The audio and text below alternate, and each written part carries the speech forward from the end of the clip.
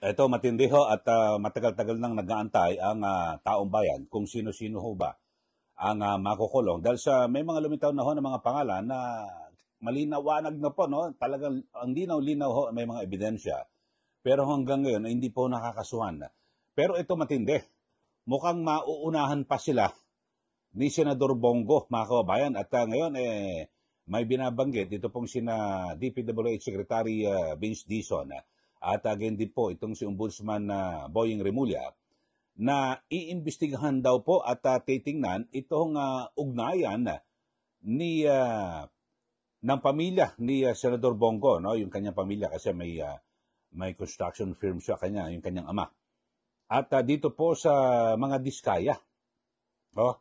So ang sabi po ay nagsasagwa na raw po ng investigasyon at patungkol po sa corruption sa gobyerno sa multi-billion peso flood control projects.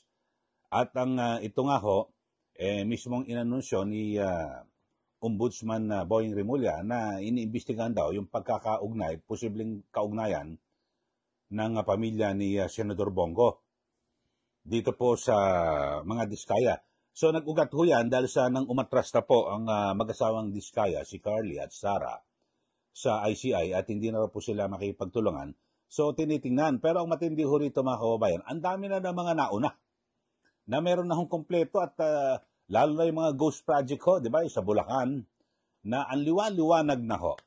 Talagang walang project. Mismong si Pangulong Marcos Jr.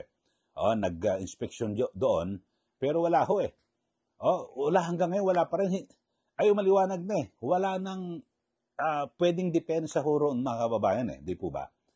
So kaya naman, ito hong si VP Sara Duterte, bagamat sinabi niya, hindi aabot sa Office of the Vice President, ito hong isyong ito ng flood control, dahil sa walang flood control project ang OBP. At maging siya po ay naging kalihim ng DepEd, wala ho sila. Di insertion, wala rin ho, dahil sa bagay, talagang malabo magkaroon ng insertion Sa katunayan, binawasan pa nga yung budget ng OBP, di po ba? So, yun po ang binabanggit. Pero dito, parang tumbok na natin kung paano at ang laro ho ngayon ay tumbukin ang mga Duterte at yung kanilang mga kalyado. Katulad dito po si Senador Bongo, na alam naman natin na malapit po ito kay dating Pangulong Rodrigo Duterte. So yun po. Kaya ito rin nga sabi ko ni VP Sara, bagamat wala ko siyang flood control project, yung OBP at ang nung siya po'y kalin ng DepEd, pero baka ipipilit na i-link, idawit ho siya dito po sa isyong ito. Panoorin ho natin mga kababayan itong payag ni VP Sara Duterte. Hindi aabot sa akin ang flood control scandal. Kasi unang-una, wala namang flood control projects sa OVP or sa Department of Education. At makakasabi naman talaga ang mga contractors and even si Secretary Bunuan, wala talaga akong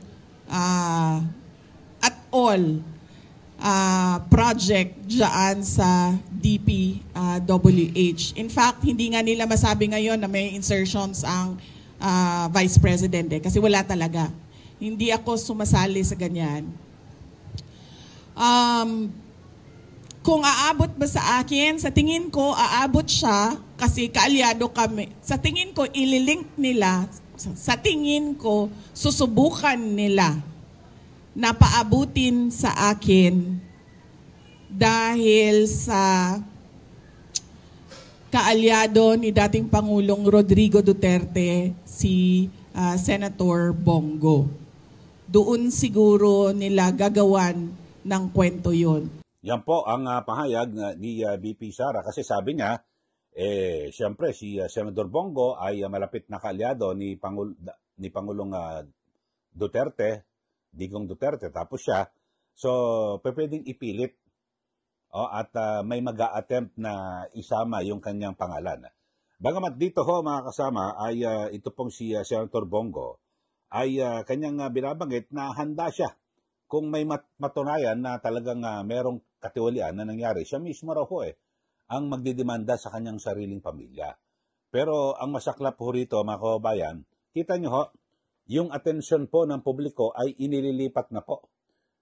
Dati, napunta sa mga kongresista pero agad na nawala.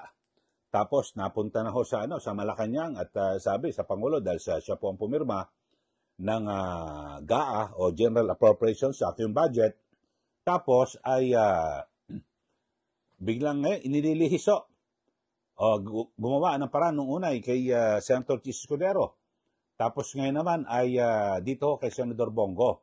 So, i-dinadivert ho, inililis ang kaso. So, pag upo ni Ombudsman Boying Remulla, yun ang kagad ang ginawa, no? Ang dapat na inuna sana, ako hindi ho naman sana nagmamagaling ho tayo. Kung talagang tayo po'y tuwid at wala po tayong kikilingan, pag upo, yung mga flood control project, yung ghost ho, multo, nakasingil. Dapat tapos na ho yun Wala na hong katwiran ho ron Kasi hindi mo sasabing, kasi kung substandard, pwede pang i-debate. Hindi talaga substandard niya kasi talagang binagyo lang kung ano. Marami pang pwedeng alibay. Pero sa ghost project, wala ho. Talagang kumubra ng pera, may project kuno, tapos kumubra ng pera, pero wala namang project. So talagang yung maliwanag. Pero hindi ho nakasuhan. Mukhang ang maunahan pa ho at gustong unahin, ito pong si Senator Bongo. So, di ba, malapit ho, mga kababayan. Talagang mapapailing ka na lang bilang isang taxpayer. Hindi mo maunawaan, mga kababayan At bagamat sabi po ni BP Sara, sigurado, wala ho siyang flood control project. Kaya lang, naniniwala siya na ipipilit to na idikit sa kanya. Lalo pat ito pong si Senador Bongo ay kaalyado po ng kanyang ama na si dating Pangulong Duterte. Kayo ho, ano masasabi niyo ho rito, mga kababayan? Sa isyong ito na parang idinadivert na po, no?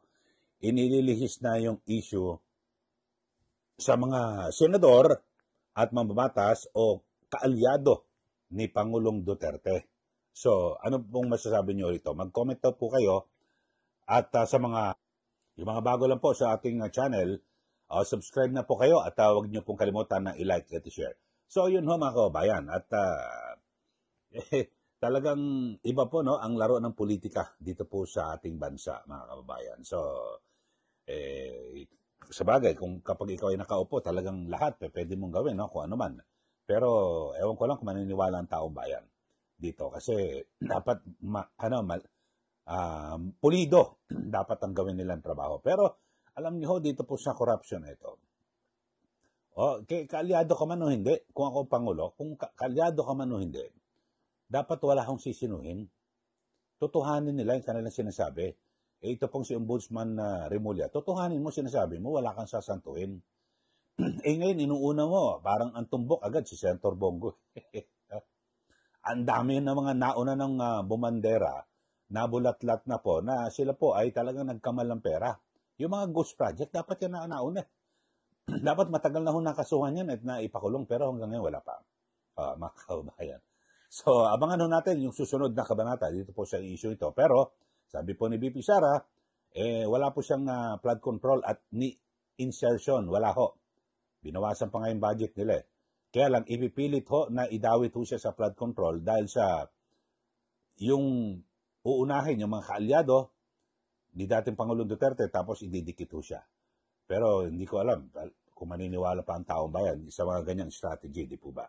Okay, so maraming salamat mga kababayan. Muli, ako po si Ka Eli. Magandang araw po sa ating lahat.